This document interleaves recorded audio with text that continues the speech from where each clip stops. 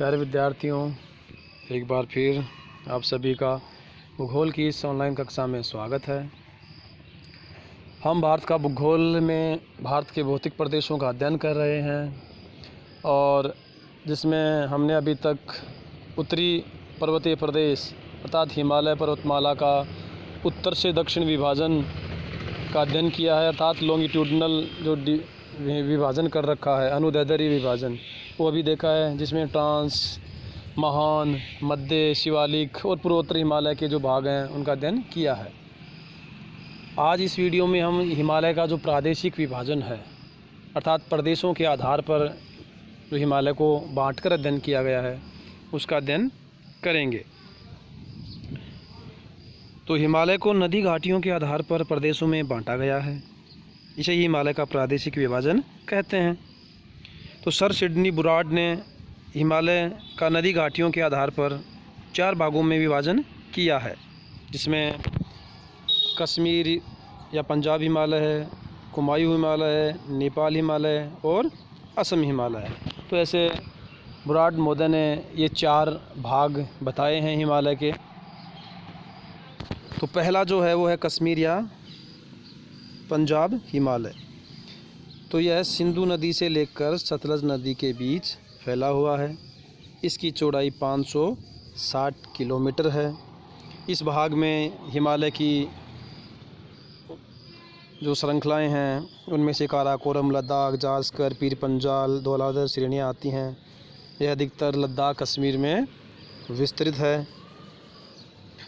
दूसरा जो भाग है वो सतलज नदी से लेकर महाकाली या काली नदी के बीच है, जिसे कुमायूं हिमालय कहा गया। इसकी चौड़ाई 320 किलोमीटर है। यह मुख्यतः उत्तराखंड में स्थित है। इसका जो पश्चिमी भाग है वो गढ़वाल हिमालय और पूर्वी भाग को कुमायूं हिमालय के नाम से जानते हैं। यहाँ की प्रमुख चोटियों में नंदा देवी है, बद्रीनाथ है, केदारनाथ है, त्रिशूल, कामेट, ये सब आते हैं। गंगा और यमुना नदियों का उद्गम भी इसी भाग से होता है, जहाँ गंगोत्री और यमुनोत्री हिमनद हैं। नैनीताल है, भीमताल है, ये झीलें हैं इसी भाग में। तो ये सब कुमायूं हिमालय का हिस्सा हैं।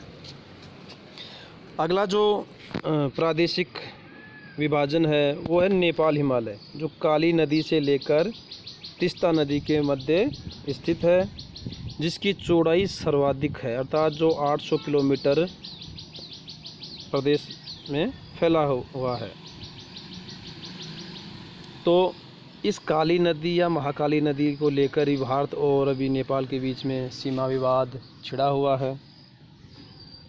हिमालय की जितनी भी ऊंची चोटियां हैं वो इसी नेपाल हिमालय में पाई जाती हैं, जिसमें एवरेस्ट है, कंचनजंगा, मकालू, ये सब इसी हिस्से में आते हैं। इसका विस्तार नेपाल में अधिक होने के कारण इसे नेपाल हिमालय भी कहते हैं। तो इस भाग का जो विस्तार है वो अधिक नेपाल में है। अगला जो विभाजन है हिमालय का वो है असम हिमालय, जो तीस्ता नदी से लेकर ब्रह्मपुत्र नदी के मध्य में स्थित है, जिसकी चौड़ाई 720 किलोमीटर है। ये इस भाग में हिमालय की चौड़ाई थोड़ी कम हो जाती है। यह भाग सिक्किम में, असम में, अरुणाचल प्रदेश और भूटान में फैला हुआ है। तो इस तरह सर सिडनी बुराड महोदय ने हिमालय का प्रादेशिक विभाजन किया, उसे 4 भागों में बांटा, जिसमें पंजाब कश्मीर हिमालय, कुमायूं हिमालय, नेपाल हिमालय और असम हिमालय के भाग आते हैं। साथ ही ये जो विभाजन है ये नदियों के आधार पे है, तो नदियों के जो बीच का भाग है उसके आधार पे है। तो इससे संबंधित प्रतियोगी परीक्षाओं में प्रश्न पूछे भी गए हैं, आगे भी पूछे जाएंगे। तो आप जो नदी घाटियों के आधार पे जो विभाजन है इसको थोड़ा ध्यान में रखें। तो ये विभाजन हिमालय का प्रादेशिक विभाजन हो गया। तो हमने हिमालय का जो वर्गीकरण है वो दो तरह से देखा है। एक तो लॉन्गिट्यूडनल हो गया, जो उत्तर से दक्षिण विभाजन था। दूसरा नदी घाटियों के आधार पे जो विभाजन था, जिसे प्रादेशिक विभाजन कहते हैं। तो भारत का जो भौतिक प्रदेश है, हिमालय पर्वतमाला या उत्तरी पर्वतीय प्रदेश, इसका अध्ययन हमने कर लिया है। अब साथ ही हम हिमालय का क्या महत्व है इसकी चर्चा करते हैं कि क्यों ये हमारे लिए ज़रूरी है या इससे क्या लाभ हैं। तो पहला तो है कि हिमालय पर्वत भारत को प्राकृतिक सीमा के रूप में सुरक्षा प्रदान करता है, अर्थात एक दीवार की तरह ये अपनी उत्तरी सीमा और साथ ही पूर्वी सीमा के रूप में खड़ा हुआ है। दूसरा, ये भारत की जलवायु को भी प्रभावित करता है, अर्थात जैसे साइबेरिया से रूस की तरफ से जो ठंडी हवाएं आती हैं उनको ये रोक लेता है, जिससे उत्तरी जो भारत है वो काफ़ी ठंडा होने से बच जाता है या वहाँ सर्दी इतनी अधिक नहीं पड़ती। दूसरा, दक्षिणी पश्चिमी जो मानसून पवनें आती हैं उन पवनों को ये रोककर भारत में बारिश करवाने में सहायता भी प्रदान करता है। अगर ये नहीं होता इस रूप में तो शायद वो पवनें सीधी निकल जाती और इतनी बारिश नहीं होती।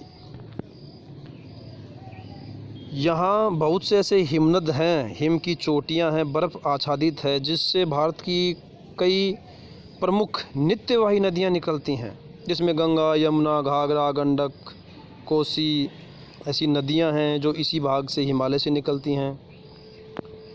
यहाँ विभिन्न प्रकार की वनस्पति पाई जाती है, जिससे जैव विविधता में वृद्धि होती है।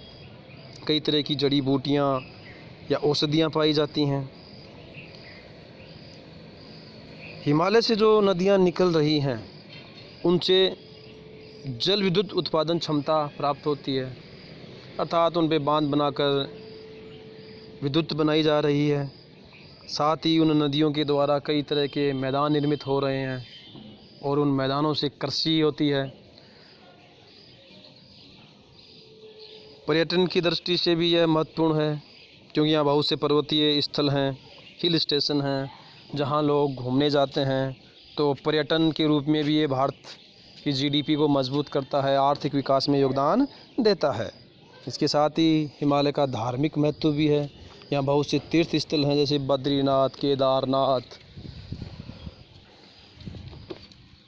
और वैष्णो माता, ऐसे कई स्थल हैं।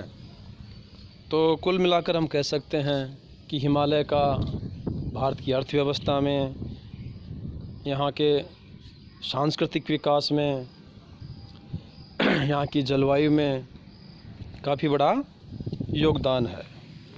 धन्यवाद।